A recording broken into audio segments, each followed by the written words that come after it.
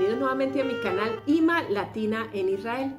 Estamos en esta semana estudiando la Parashá Toldot, la porción semanal de la Torá que termina este Shabbat 26 de noviembre en el calendario regular.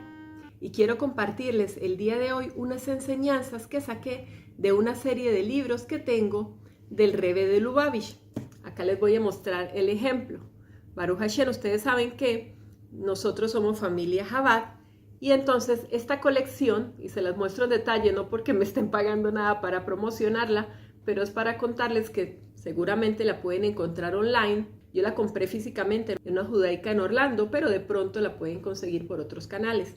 Viene en español, como se podrán dar cuenta, y son 5 libros, uno por cada uno de los libros de la Torá. Entonces, estamos todavía en nuestro libro Bereshit, el Génesis, y la parashá de esta semana, como les acabo de comentar, se llama Toldot. Esa es la porción semanal de la Torá que estudiamos día a día durante esta semana. Bueno, esta parashá está centrada en nuestro patriarca Yitzhak. Sí, como ya se dieron cuenta los que siguen la Torá, la semana pasada se nos recordó cómo después de la muerte de Sara, Abraham Avinu, nuestro patriarca, envió a Eliezer, su siervo más antiguo, a buscarle una esposa a su hijo Yitzhak. Sí, porque él no quería que él consiguiera una esposa dentro de las cananeas, ya que eran llenas de idolatría, y él quería que esa esposa que Hashem seguramente tenía designada para él viniera de su propia familia. Bueno, como todo es plan perfecto de Hashem, él terminó casándose con Ribka, que es nuestra segunda matriarca. Entonces, en la parashá de esta semana, a continuación de esta historia que les he comentado, nos hablan de ese matrimonio que duró creo que 20 años sin poder tener un hijo. Y este es uno de los mensajes que les quiero compartir, cómo el poder de la plegaria, sí, el de Yitzhak y el de Ribka, hicieron mover los cielos y pasar la naturaleza estéril, que era la de Ribka, a poder engendrar no solo un hijo, sino mellizos, pues ella dio a luz a 2 varones, uno llamado Esav, que tal vez no es muy conocido por la mayoría de ustedes, y el siguiente, que seguramente que sí, es nuestro patriarca Jacob, pues de ahí se derivan todas las 12 tribus de Israel. Bueno, entonces siguiendo aquí la historia que vamos describiendo en la Torá, estos mellizos, del cual el mayor se llamó Esav, mayor pues porque nació primero, pero realmente pues fue uno a continuación del otro, él se dedicó a la caza. En cambio, su hermano Jacob se dedicó al estudio de la Torá.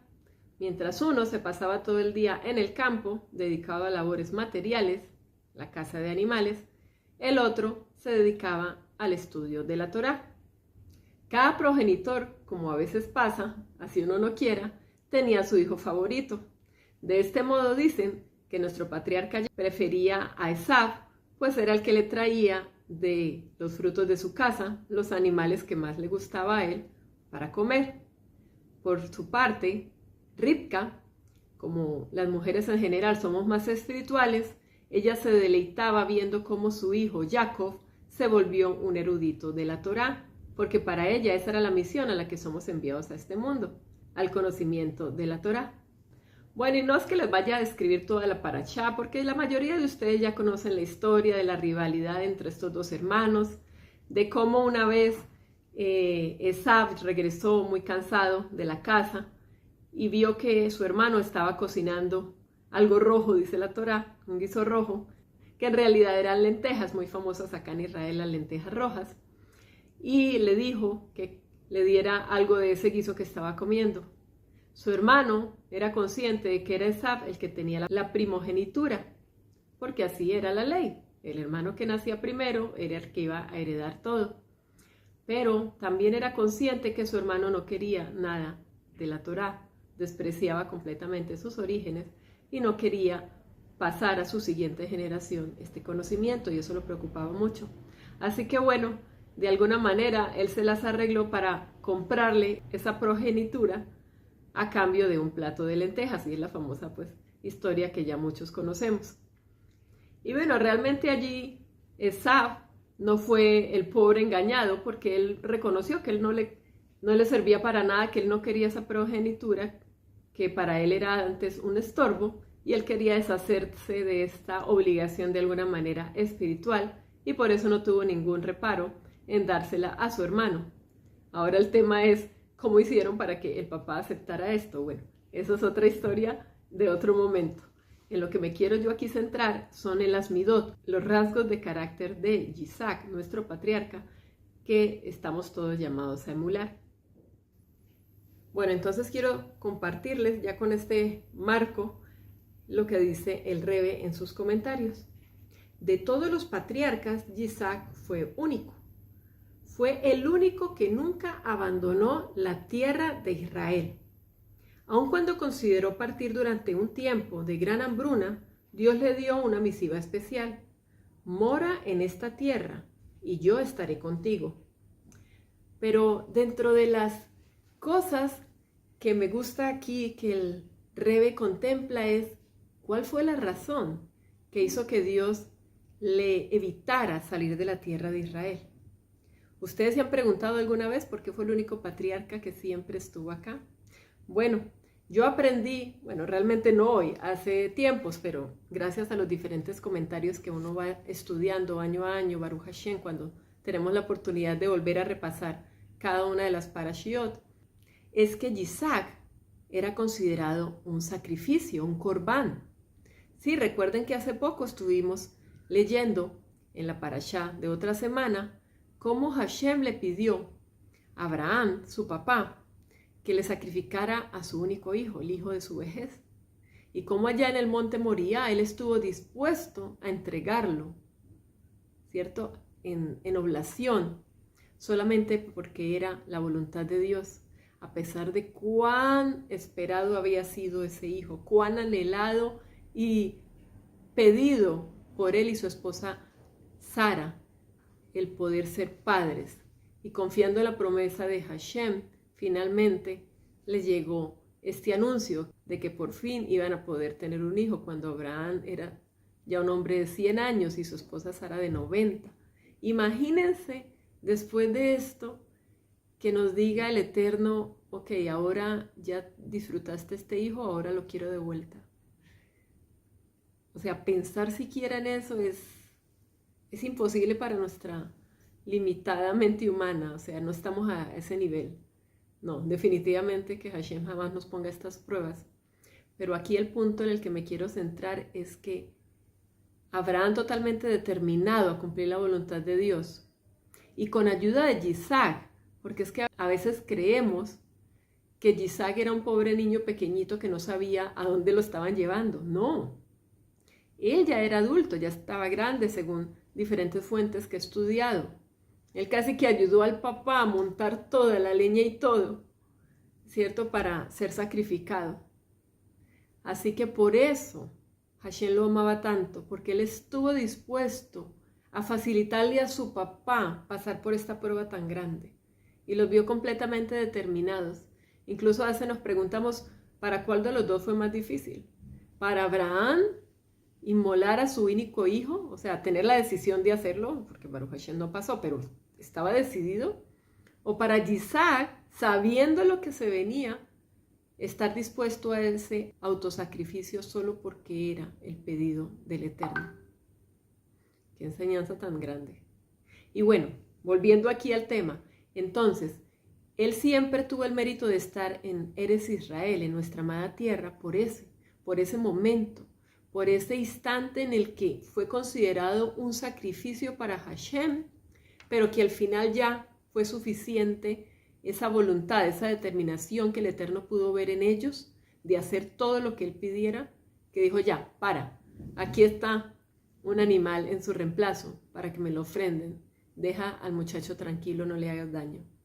Entonces, claro, él pertenecía a esta tierra, él tenía la kedushá, la santidad, y por eso nunca salió de acá. Y les sigo leyendo lo que dice el Rebbe. En última instancia, Dios no deseaba este sacrificio. Él quería que Yitzhak viviera en este mundo, que se casara, que tuviera hijos y que se volviera inmensamente rico, como realmente lo fue. Pero una vez que Yitzhak hubo sido consagrado como sacrificio, una vez que estuvo todo preparado para dejarlo todo por Dios, el modo en que se relacionó con estos asuntos fue diferente. Tenía entonces que vivir aquí, en Eretz Israel, hasta su entorno exterior. El modo que se relacionaba con el ambiente laboral y su familia tenía también que estar caracterizado por la santidad. Entonces, continúa el Rebbe, a diferencia de otros que atienden a un llamado de la santidad, él no vivía como un ermitaño. En esta parte es que quiero que se concentren. Por el contrario, la lectura de la Torá describe la riqueza de su vida familiar y cómo llegó a ser fabulosamente acaudalado. Pero estos eran solo aspectos externos. En el corazón de su existencia estaba el compromiso sincero a Dios que hizo en el monte Moría. Pero en vez de morir por Dios, él vivió por Dios. Miren esto qué lindo. Extendiendo su vínculo con él hacia todo elemento de la vida. Vivió en un mundo material, pero sus acciones eran espirituales, infundiendo en todo lo que hiciera un propósito divino. Bueno, una de las midot o rasgos de carácter que él tenía, acá describe el mismo libro, es en una de las acciones que nuestros sabios, Hazal, describen que Yitzhak desarrolló, y era el cavar pozos. Cuando uno cava un pozo, penetra debajo de la superficie exterior, terrenal, y saca la fuente de agua viva que yace en lo oculto, abajo. Así, en todo ser hay una fuente tal. Yitzhak fue capaz de hallar agua donde otros no pudieron. A causa de estar centrado en la divinidad, pudo descubrir la esencia divina en todo lo creado. Esta parte me encanta porque algunos piensan que las personas que somos más religiosas nos alejamos de todo lo material y solamente nos concentramos en la parte espiritual. Pero el judaísmo no es así. Nuestro judaísmo es una dualidad. La neshama, el alma, no puede hacer nada si no hay un cuerpo para desarrollar las mitzvot. Y el cuerpo, sin la neshama, no tiene esa conexión con la divinidad, con esa chispa divina que cada criatura tiene dentro de sí. Sí, no solamente los seres humanos. Cada cosa que fue creada tiene una chispa de la divinidad. Y esa es la parte por ahí como entre líneas de la Torá que les quiero compartir el día de hoy. Cómo hacer que cada día con nuestras acciones podamos conectar la parte material, ese cuerpo que Hashem nos dio, con la parte espiritual, con las buenas midot, con las buenas acciones, con mitzvot que podamos hacer en favor de los demás para ayudar. Siempre, como dice acá el Rebbe en este texto, para poder descubrir esa esencia divina en cada una de las criaturas.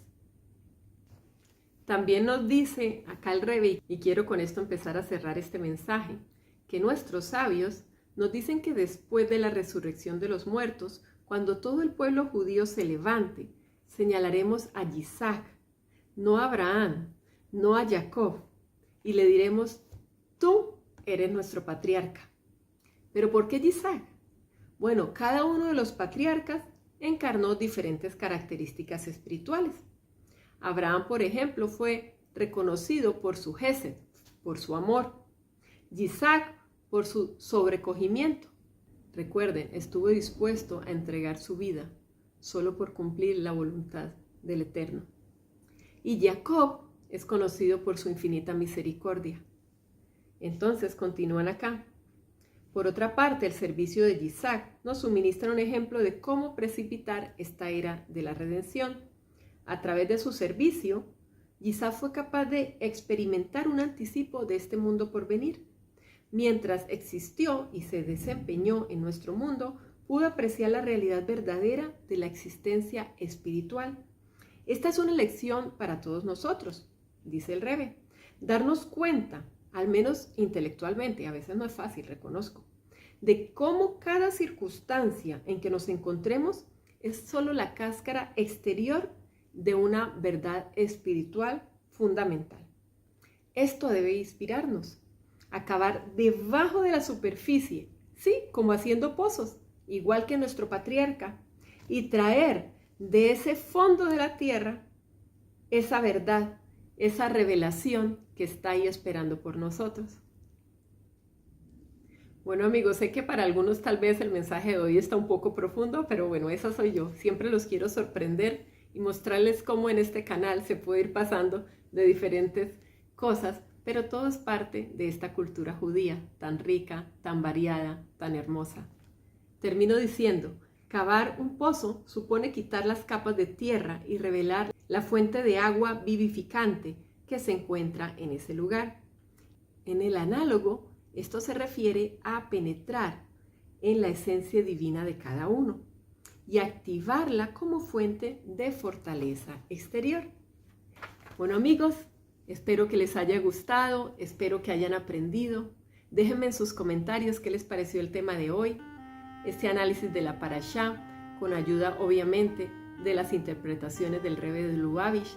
Si quieren que les comparta más sobre Chabad, sobre la misión que hace en el mundo, sobre las enseñanzas del Rebbe, déjenmelo saber, será un placer. Bueno amigos, como siempre les digo también, ¿qué están esperando para compartir esta información? Si de verdad consideran que es útil para ustedes, por favor, no sean egoístas, circúlenla, circúlenla, circúlenla, compartan con sus amigos. Shabbat Shalom desde Israel. ישראל, עמך חזק נושאים עיניים לשמיים